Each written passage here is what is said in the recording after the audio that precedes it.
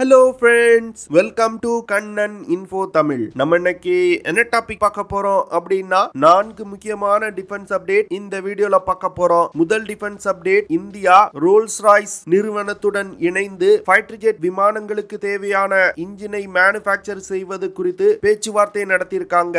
இந்த பேச்சுவார்த்தையில இந்தியா உருவாக்க உள்ள AMCA 5th generation fighter jet மற்றும் AMCA MK3 அப்படிங்கிற 6th ஜெனரேஷன் ஃபைட்டர் ஜெட்டுக்கு தேவையான இன்ஜின்களை இந்தியாவிலே டெவலப் செய்வது குறித்து பேச்சுவார்த்தை நடத்தியிருக்காங்க. இந்த பேச்சுவார்த்தையில என்னென்ன விஷயங்கள் குறித்து பேசப்பட்டது, இந்தியாவிற்கு ரோல்ஸ்-ராய்ஸ் நிறுவனம் என்ன மாதிரியான சலுகைகளை வழங்கியிருக்காங்க அப்படிங்கிறது குறித்து பார்க்கலாம். இரண்டாவது defence update, Bharat forge limited அப்படிங்கிற இந்திய நிறுவனம் கல்யாணி M4 அப்படிங்கிற ஆர்மர்ட் பர்சனல் கேரியர்ஸ் இந்திய ராணுவத்திற்கு சப்ளை செஞ்சிருக்காங்க. இந்த ஆர்மர்ட் பர்சனல் கேரியர்ஸ் இந்தியா எதற்காக பயன்படுத்த போறாங்க, கல்யாணி நிறுவனம் தயாரிச்சிருக்க M4 ஆர்மர்ட் பர்சனல் கேரியர்ஸோட செயல்திறன் என்ன அப்படிங்கிறது குறித்து பார்க்கலாம். மூன்றாவது டிஃபென்ஸ் அப்டேட், DRDO தேஜஸ் விமானத்திலிருந்து பயன்படுத்துவதற்காக NASM-MR அப்படிங்கிற ஆன்டி ஷிப் மிசைல டெவலப் செய்து வந்துகிட்டு இருக்காங்க. இந்த மிசைல இந்தியா எதற்காக டெவலப் செய்யறாங்க அப்படிங்கறத பார்க்கலாம். நான்காவது டிஃபென்ஸ் அப்டேட், இந்திய கடற்படை தன்னுடைய கடற்படை ஹெலிகாப்டர்கள் மற்றும் UAE-களை இயக்குவதற்கு லேண்டிங் பிளாட்ஃபார்ம்ஸை இந்திய கடற்படையில் இணைப்பதற்கு முயற்சி செய்து வந்துகிட்டு இருக்காங்க.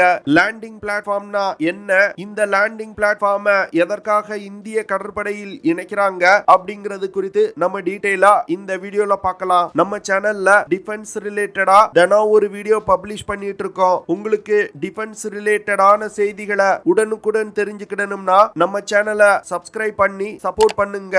ரோல்ஸ்-ராய்ஸ் நிறுவனம் உலகின் இரண்டாவது மிகப்பெரிய ஏர்கிராப்ட் இன்ஜின் தயாரிப்பு நிறுவனம். இந்த நிறுவனத்துடைய அதிகாரிகளுடன் DRDO சமீபத்துல ஒரு பேச்சுவார்த்தை நடத்தினாங்க. இந்த பேச்சுவார்த்தையில இந்தியா உருவாக்கி வரும் 5th ஜெனரேஷன் ஃபைட்டர் ஜெட்டுக்கு தேவையான விமான இன்ஜின்களை இந்தியாவிலே ரோல்ஸ்-ராய்ஸ் நிறுவனத்துடன் இணைந்து தயாரிப்பது குறித்து பேச்சுவார்த்தை நடத்தப்பட்டது. இந்த பேச்சுவார்த்தையின் போது ரோல்ஸ்-ராய்ஸ் நிறுவனம் EJ200 அப்படிங்கிற அதிநவீன இன்ஜினை இந்தியாவில் தயாரிப்பதற்கு விருப்பம் தெரிவிச்சிருக்காங்க. ரோல்ஸ்-ராய்ஸ் நிறுவனம் இந்தியாவுக்கு ஆஃபர் செஞ்சிருக்க EJ200 இன்ஜினால 110 கிலோநியூட்டன் த்ரஸ்ட் ப்ரொடியூஸ் பண்ண முடியும். DRDO ரோல்ஸ்-ராய்ஸ் நிறுவனத்துடன் வைத்த முக்கியமான கோரிக்கை, இந்தியாவில் டெவலப் செய்யப்படும் EJ200 இன்ஜினை அடுத்த 10 வருடங்கள்ல 20% அதிக செயல்திறன் கொண்ட இன்ஜினா மாடிஃபை செய்ய முடியணும் அப்படின்னு கோரிக்கை வச்சாங்க. இதற்கு முக்கியமான காரணம், India AMCA 5th generation fighter jet ப்ராஜெக்ட்டுக்கு அடுத்து AMCA MK3 அப்படிங்கிற 6th ஜெனரேஷன் ஃபைட்டர் ஜெட் ப்ராஜெக்ட கையில் எடுக்க போறாங்க. இந்த ஃபைட்டர் ஜெட் ப்ராஜெக்ட்டுக்கு 132 கிலோநியூட்டன் த்ரஸ்ட் கொண்ட இன்ஜின் தேவைப்படும். அப்பொழுது 6th ஜெனரேஷன் ஃபைட்டர் ஜெட் ப்ராஜெக்ட்டுக்காக வேறொரு இன்ஜினை உருவாக்க வேண்டிய நிலை இந்தியாவிற்கு ஏற்படக்கூடாது அப்படிங்கிறதுக்காக தான் இந்த 20% growth ரேட் இருக்கக்கூடிய இன்ஜினை டெவலப் செய்யணும் அப்படின்னு சொல்லியிருக்காங்க. ரோல்ஸ்-ராய்ஸ் நிறுவனத்திற்கு DRDO வைத்த அடுத்த முக்கியமான கோரிக்கை, இந்தியாவில் டெவலப் செய்யப்படும் EJ200 இன்ஜின் இந்தியாவுடைய தட்பவெப்ப சூழ்நிலையில சிறப்பா செயல்படும் வகையில உருவாக்கப்பட வேண்டும் அப்படின்னு சொல்லியிருக்காங்க. இதற்கு முக்கியமான காரணம், ஐரோப்பா மற்றும் ரஷ்யாவில் தயாரிக்கப்படும் இன்ஜின்கள் குளிரான சீதோஷ்ண நிலைக்காக உருவாக்கப்பட்ட இன்ஜின்கள். இந்த இன்ஜின்களை இந்தியாவுடைய ஹாட் அண்ட் ஹியூமிட் கண்டிஷன்ல பயன்படுத்தும் பொழுது அந்த இன்ஜினோட செயல்திறன்ல மிகப்பெரிய மாற்றம் ஏற்படுது. இது போன்ற மாற்றம் ரோல்ஸ்-ராய்ஸ் மற்றும் DRDO இணைந்து தயாரிக்கும் இன்ஜின்கள்ல வரக்கூடாது அப்படின்னு DRDO சொல்லியிருக்காங்க.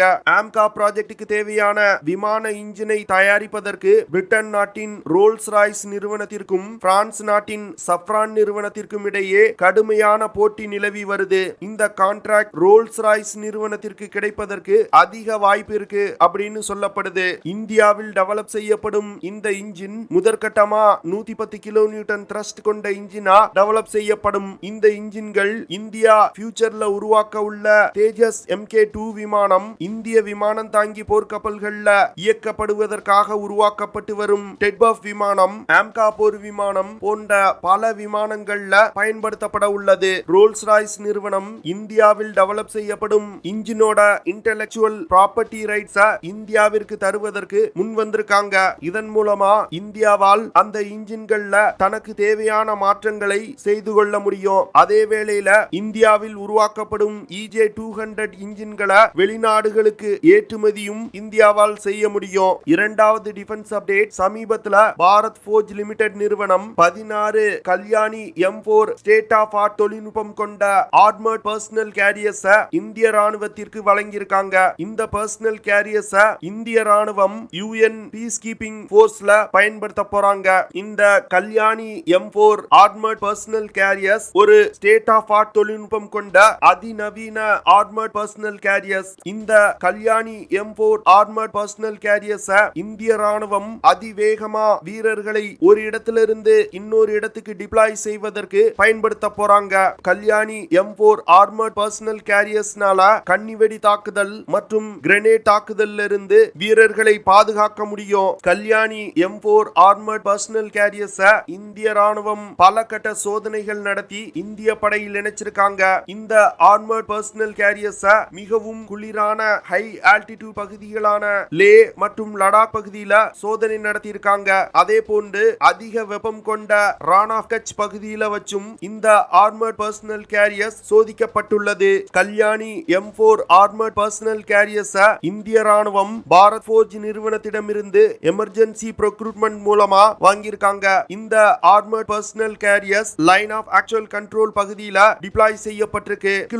கல்யாணி ஆர்மர்ட் பர்சனல் கேரியர்ஸ்னால 10 கிலோகிராம் TNT வெடிபொருள் வெடித்தாலும் அதை தாங்க முடியும். அதே போன்று ஆர்மர்ட் பர்சனல் கேரியரோட ஒரு புறத்துல 50 கிலோகிராம் IED பிளாஸ்ட் நடந்தாலும் இந்த வெஹிக்கிள்ல இருக்கக்கூடிய வீரர்களுக்கு எந்த பாதிப்பும் ஏற்படாது. இந்த ஆர்மர்ட் பர்சனல் கேரியர்ல 10 வீரர்களை டிரான்ஸ்போர்ட் செய்ய முடியும். கல்யாணி M4 ஆர்மர்ட் பர்சனல் கேரியர்னால 800 கிலோமீட்டர் தூரம் வரைக்கும் தொடர்ந்து பயணிக்க முடியும். அதே போன்று இந்த வெஹிக்கிள்னால அதிகபட்சமா 140 கிலோமீட்டர் பெர் ஹார் வேகத்துல பயணிக்க முடியும். கல்யாணி M4 ஆர்மர்ட் பர்சனல் கேரியர்னால 2300 கிலோகிராம் எடை கொண்ட பேலோடுகளை சுமந்து கொண்டு டிராவல் செய்ய முடியும். மூன்றாவது defence update, DRDO naval antiship missile medium range அப்படிங்கிற ஆன்டிஷிப் மிசைல டெவலப் செய்ய ஆரம்பிச்சிருக்காங்க.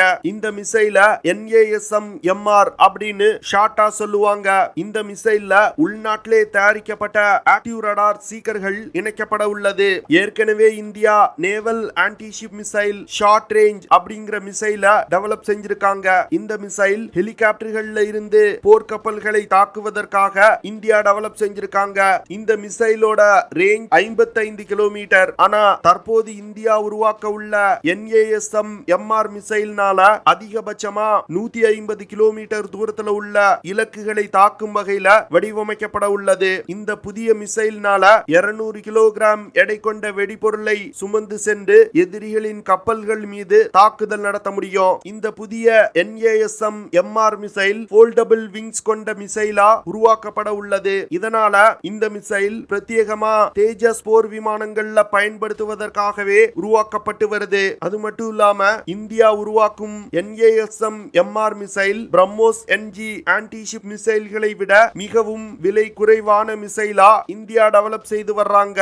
இதன் காரணமா வரும் காலத்துல அதிக அளவுல இந்த மிசைல் இந்திய கடற்படையில் பயன்படுத்தப்படும் அப்படின்னு எதிர்பார்க்கப்படுது. நான்காவது டிஃபென்ஸ் அப்டேட், இந்திய ராணுவம் ஆகஸ்ட் 2021ல இந்திய கடற்படைக்கு தேவையான லேண்டிங் பிளாட்ஃபார்ம் டெக்ஸுக்கான ரெக்வெஸ்ட் ஃபார் ப்ரொபோசலை வெளியிட்டாங்க. இதனை தொடர்ந்து இந்த லேண்டிங் பிளாட்ஃபார்ம் டெக்ஸ்ல பயன்படுத்த உள்ள ப்ரொபல்ஷன் சிஸ்டத்தை குறித்து ஒரு ஃபீசிபிலிட்டி ஸ்டடி நடத்தப்பட்டது. இந்த ஃபீசிபிலிட்டி ஸ்டடியின் மூலமா இந்தியா உருவாக்க உள்ள லேண்டிங் பிளாட்ஃபார்ம் டெக்ஸ்ல எலக்ட்ரிக் ப்ரொபல்ஷன் சிஸ்டம் பயன்படுத்த முடிவு செய்யப்பட்டுள்ளது. அடுத்த சில மாதங்களுக்குள் இந்த எலக்ட்ரிக் ப்ரொபல்ஷன் சிஸ்டத்தை இந்தியா டெவலப் செய்ய உள்ளாங்க. அடுத்த 5 வருடங்களுக்குள் இந்திய கடற்படைக்கு 5 லேண்டிங் பிளாட்ஃபார்ம் டெக்ஸ் தேவைப்படுது. இதன் காரணமா இந்த லேண்டிங் பிளாட்ஃபார்ம் டெக் ப்ராஜெக்ட இந்தியா வேகப்படுத்தி இருக்காங்க. அடுத்த 5 வருடங்களுக்குள் முதல் லேண்டிங் பிளாட்ஃபார்ம் வெற்றிகரமா டெவலப் செய்து இந்திய கடற்படையில் இணைக்க திட்டமிட்டிருக்காங்க.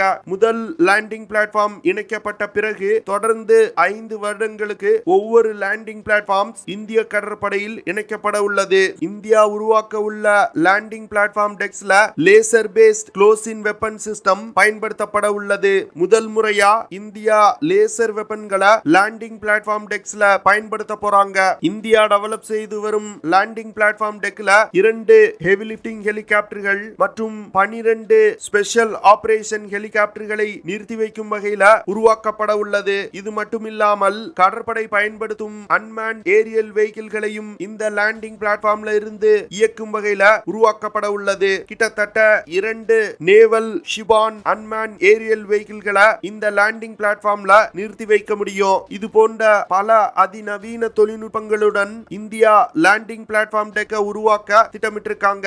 ஓகே ஃப்ரெண்ட்ஸ், நம்ம வீடியோவோட நிறைவு பகுதிக்கு வந்துட்டோம். இதெல்லாம் தான் நான் உங்ககிட்ட ஷேர் பண்ணணும் அப்படின்னு நினைச்ச விஷயங்கள். ஐ ஹோப் நான் ஷேர் பண்ண விஷயங்கள் உங்களுக்கு பிடிச்சிருக்கும்னு நினைக்கிறேன். அப்படி பிடிச்சிருந்துச்சுன்னா ஷேர் பண்ணுங்க, லைக் பண்ணுங்க, கமெண்ட் பண்ணுங்க. மறக்காம நம்ம சேனலுக்கு சப்ஸ்கிரைப் பண்ணுங்க.